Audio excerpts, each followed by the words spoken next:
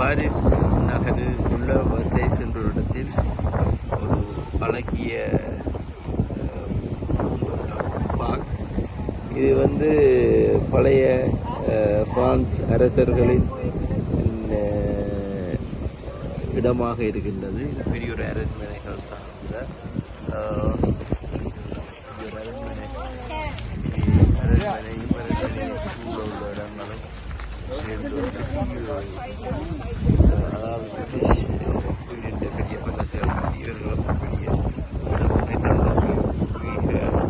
வாழ்க்கையாக வைத்துக் கொண்டிருக்கிறார்கள்.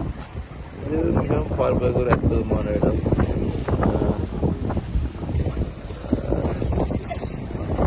மிகவும் சிறப்பாக பராமரிக்கப்பட்டுக் கொண்டிருக்கிறது. அதுதான் முக்கியம்.